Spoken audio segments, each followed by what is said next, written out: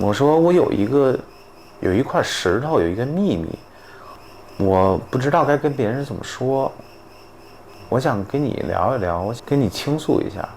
他说你不要告诉我你是同性恋。其实他说这句话的时候，我有一种抵触，我想跟他说没有，我开玩笑的，对，我想测试一下。对，我有一瞬间是想退缩的，幸好没有。之后我就跟他说是的。啊，你真的假的？他真的是这样，他说真的假的？就是很惊讶、惊喜，就那种感觉。就我就问他为什么你没有说很大惊小怪，或者跳起来说吓一跳，说怎么着让我滚出去，我觉得很恶心。然后他跟我说，你听说过有一种人群叫腐女吗？我说我知道。然后他跟我说他有可能是腐男。我说我是第一次听到。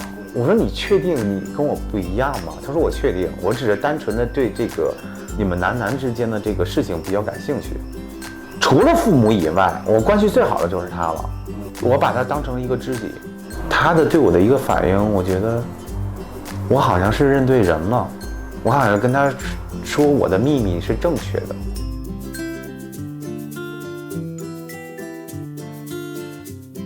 我是尤一北京人，向父母出柜已经将近10年了，现在业余时间做关于性少数群体的出柜咨询。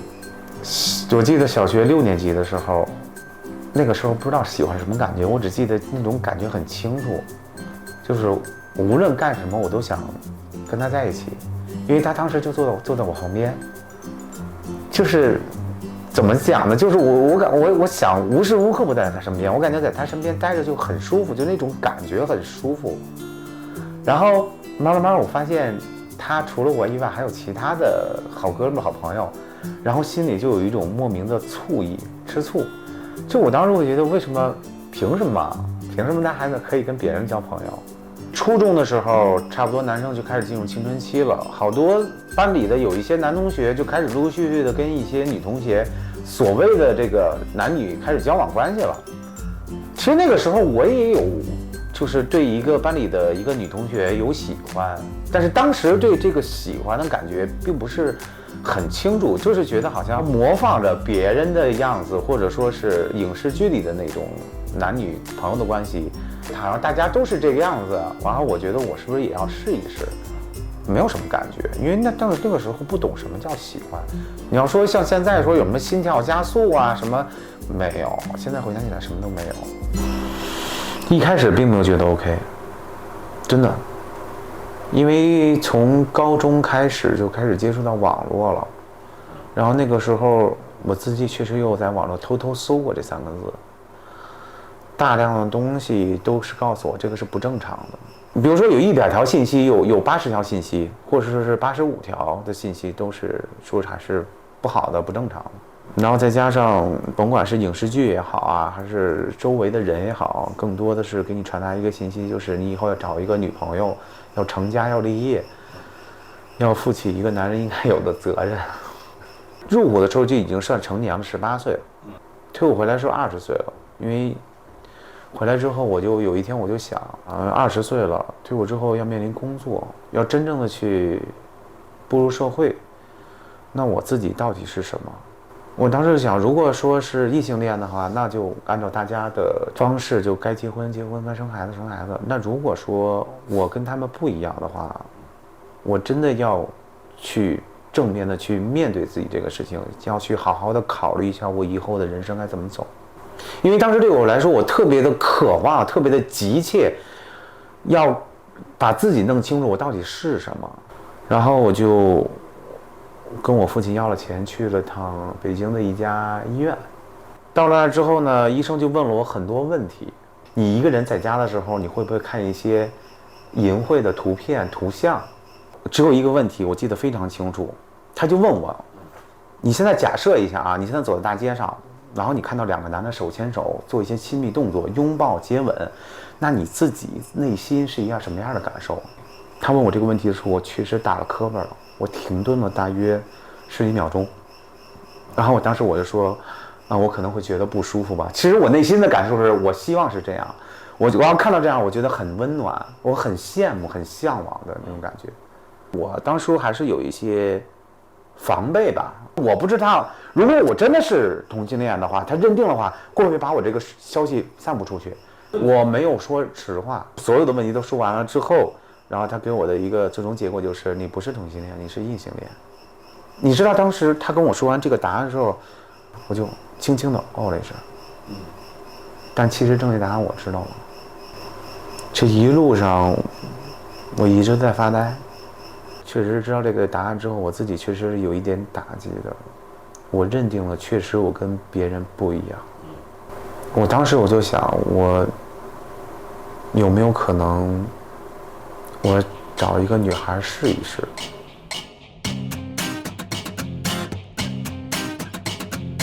毕竟周围的人更多的还是异性恋嘛，谈论的话题更多的是一些女性怎么性感啊，怎么吸引他的眼球啊。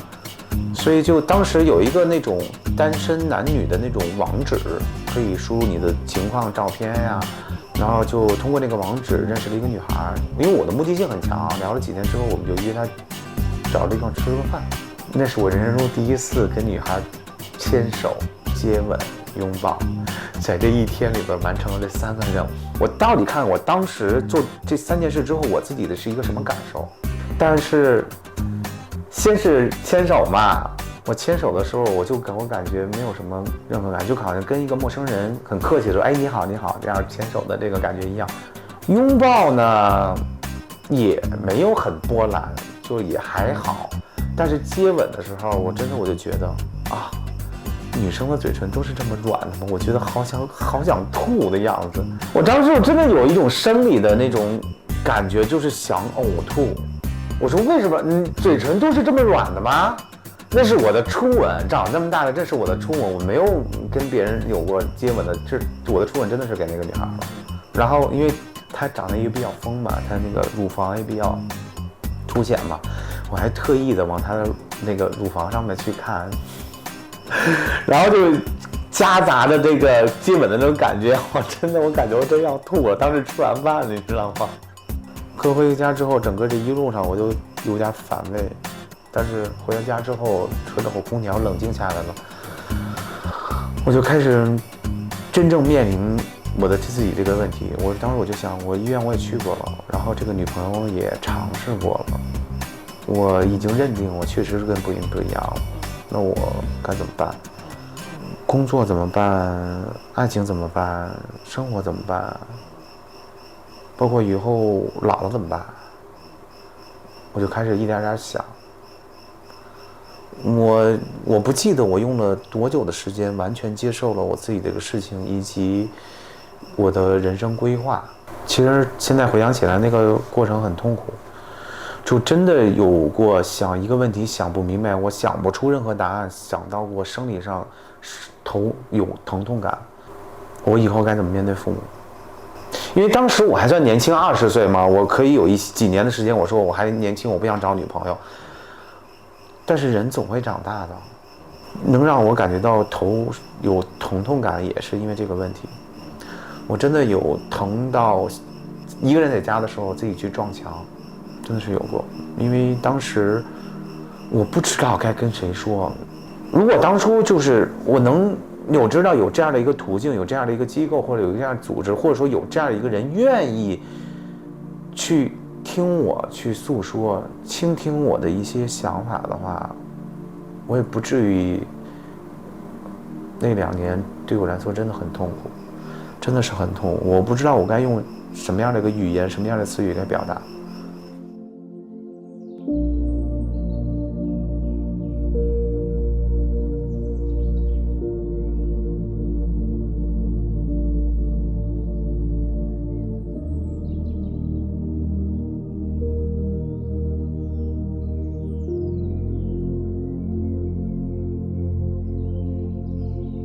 参加一次北京的一个大型的恳谈会，就那次的话，我去参加的时候，我突然发现后面有个摄像机。活动开始之前，就主持人在台上说我们请来了一个记者，但是出于保护大家，他肯定镜头不会对准大家，只是会拍到后脑勺。对，能拍到的只是台上有一些愿意出镜的志愿者，所以大家也放心。对，是这样。所以当时既然都这么说了，那我也就坐在参与者的那个席位，观众席位。活动结束之后，确实是准备回家了嘛，然后就发现记者在人群里找谁愿意接受采访。快到门口的时候，他就问我，他就跟我说杨小姐，你可不可以接受采访？其实当时我是心里有点很害怕的，不是有点很害怕的，就是我知道他是记者，他如果说要是采访我的话，我这个事情很快就会发布出去，然后单位就很快的就会知道，你知道吧？主要是单位。但是说实话，他跟我讲的时候，我确实犹豫了，我没有一笑说啊，我不要，我是确实是犹豫了，我犹豫的点，确实是我个人比较烦了，有点烦躁。为什么烦躁呢？是因为确实也工作几年了，有比我年长一点，我管人叫哥哥姐姐也好，就开始给我介绍对象，因为确实比我晚来的就开始都有结婚的了，说哎他怎么还不结婚呢？是怎么着？很多人都说。我不想一个一个解释了，因为1、2个人说我现在还没有想好，我不想结婚，我还没有玩够，怎么着，各种的理由说辞吧。但是太多人说了，事业单位嘛，就是你有点什么事儿，大家很快就容易传开。举一个比较搞笑的例子吧，因为我们工作要换工作服的，你自己衣服就衣服脱掉，你除了内裤嘛，就比如说你今天穿了一个比较奇葩的内裤，奇葩带图案的一些内裤。你被别人看到了，真的是只用半天的时间，你恨不得全单位都知道，就这么恐怖。确实对我来说很烦躁，我也不想挨个说。确实当时我也没有做好心理准备，我要不要跟他们说？因为确实是这个事情，如果你一旦说了，很快就会传开。太了解这样的一个事业单位是一个什么样的状态了，因为他们喜欢我、爱我，把我当成兄弟看，才会说给我介绍你。要跟我关系不好，那你爱怎么样，对吧？我说实话，心里确实是理解他们，但是这种关爱、这种爱心，确实对我来说很烦躁。有那么一瞬间，我说要不要干脆就算了，干脆就直接就公开了得了，因为确实是很烦躁的。我说咱们约个时间聊一聊这个事情吧。他跟我说：“你确定要接受采访吗？因为我们这个平台确实也是不是一个小平台，如果发布出去了之后，你这个消息很快会传出去，你的单位、你的工作、你的家人、你的所有的、你身边的所有跟你有关系的人都有可能会知道这个事情。”我说：“我想好。”那我好，那咱们就开始吧。之后的有一段时间里边，就该工作工作，该生活生活，也没有想到，直到有一天。我有个同事把这个新闻通过转发的形式转发给我了，他把那个新闻转发给我，然后他就问我：“这人是你吗？”我当时说实话，当时我脑袋就嗡的一下，我说这一天终于到来了，我说我是时候该承认了，我说是，这个人就是我。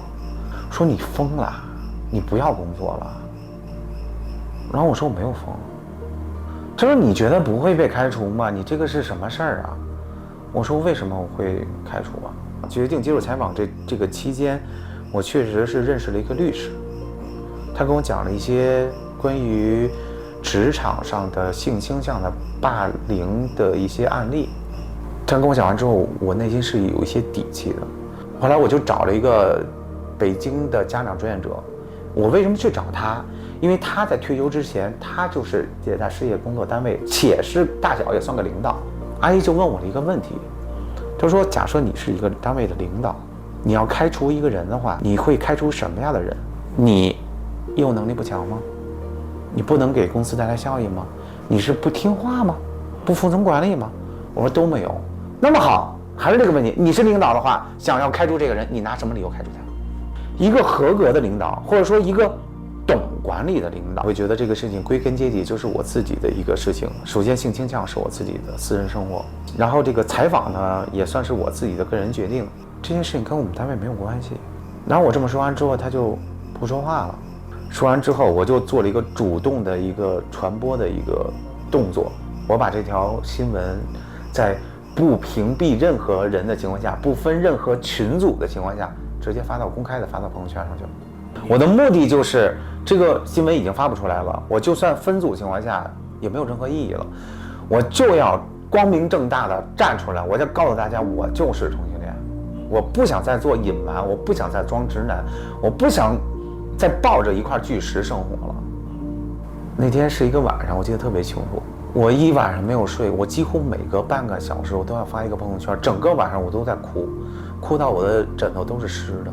哭什么？是我终于可以不用再装着做人了，我终于把这么沉的一块石头，背了这么多年的一块石头放下了，就是那种感觉，我好像，我可能形容的也不太准确，就好像一个运动员，哎呦，这么刻苦的训练，这么多年，这么辛苦，然后参加奥运会拿到奖牌时那一个瞬间，哭的瞬间，我并不是说我难过，是高兴，是感动的那种哭，可以不用再装了，从此以后我可以真真正正做我自己了。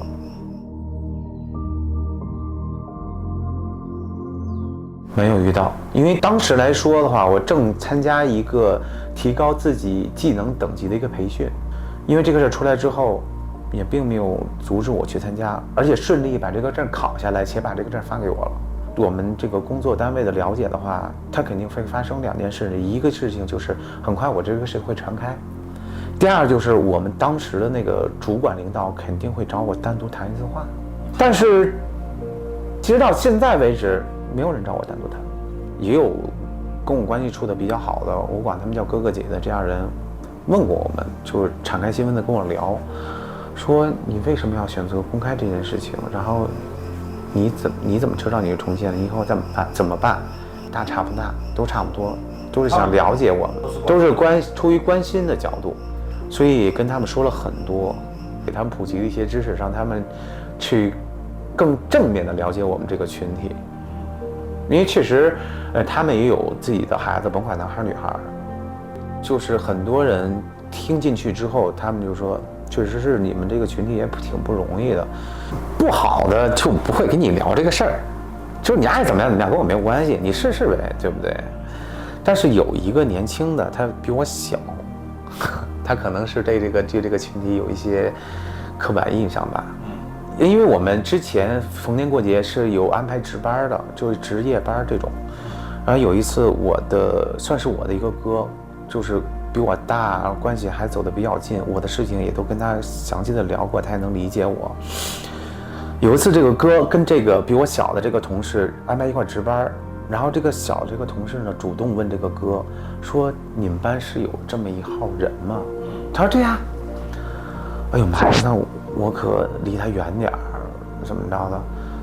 反倒跟他说你不要这样，说你不了解他这个人，并不像你想象那样，说只要是个男的就会喜欢，也不可能对你构成骚扰。就反正具体他们聊什么我没有知道嘛。这第二天上班之后，这个哥跟我说的，说头天晚上发生了这样一个事情。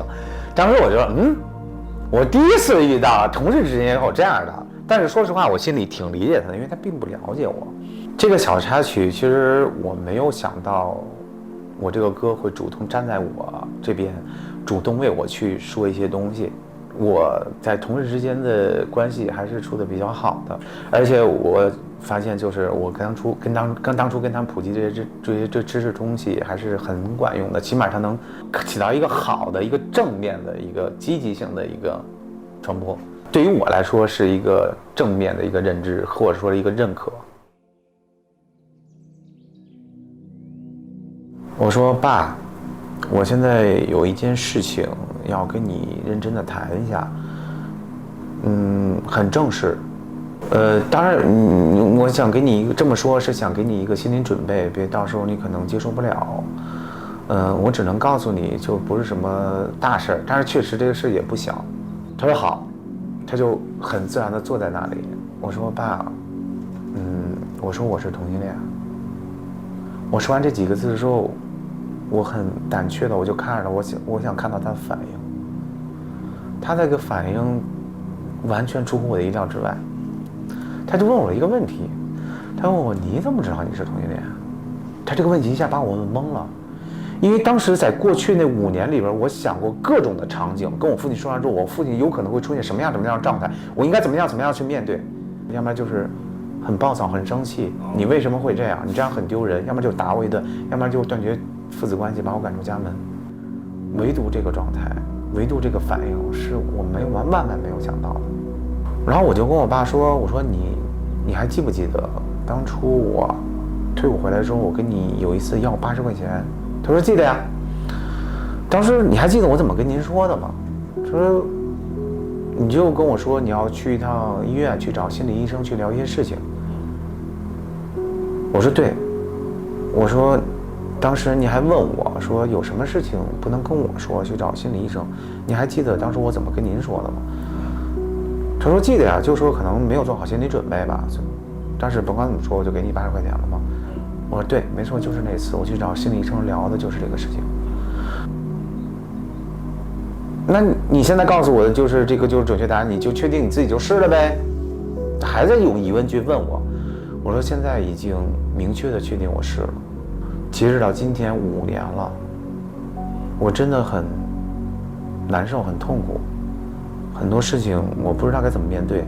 我有想过有一天你会问我，但说实话我没有想到，就过了5年的时间。我爸跟我说，那你这样这个情况我也不了解，我也没法帮你，那你以后你该怎么办？我说爸，你看现在你是有我这个儿子，我毕竟是一个男孩，你有没有想过，如果当初我不是你儿子，我是一个女儿，那如果有一天你知道你的女儿她那个男朋友可能给不了你女儿幸福，你还会继续同意让你这个女儿跟他继续交往吗？我说你肯定不同意。我说谁家的女孩都是在自己的父亲也好母亲的百般的呵护，像掌上明珠一样。那句话怎么说？说什么拿在手里怕掉了，含在嘴里怕化了。一个女人她为什么要选择嫁给这个男人？因为她可以在这个男人身上看到未来，可以感受到这个男的很爱她，能够给她幸福。但是像我这样，我给不了女人幸福，那个女人为什么要选择嫁给我？说完这个问题之后，我爸就不说话了。很长的一段时间，他就一直纠结一个问题，说是同性恋到底是怎么形成的？他经常就拿肿瘤的这个东西去做比喻，他就说啊，你看一个人如果得肿瘤了，因为可能是你的饮食习惯，或者说你吃的食物不干净，或者是怎么样，反正他会拿这个肿瘤做比喻。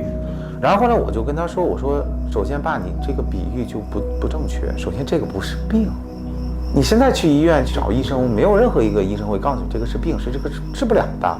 我只能告诉你，我也不是科学家，我能在网上查到的就是跟基因有关系，它就是天生的。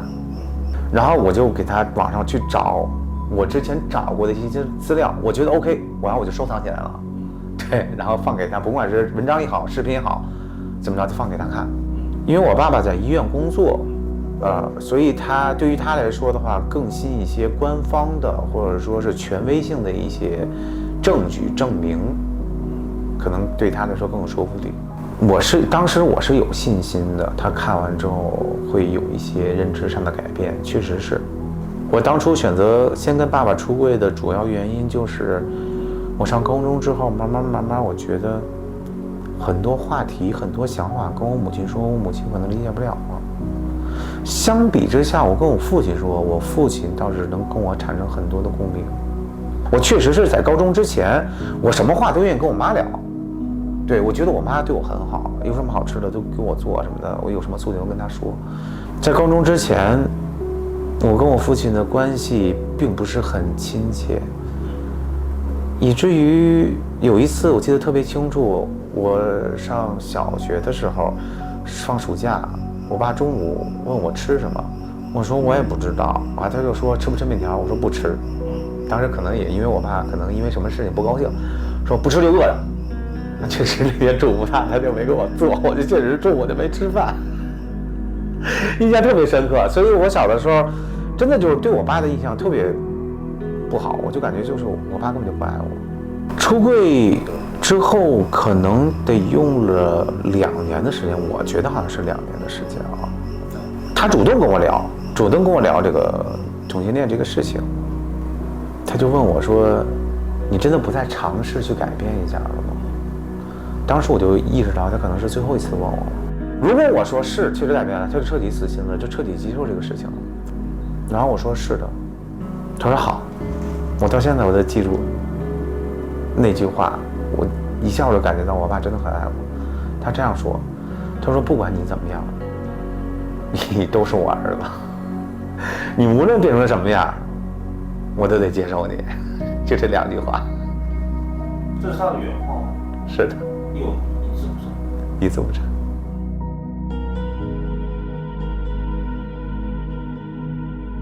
不要把自己同性恋这个身份特殊化。其实无非就是喜欢的东西不一样吧。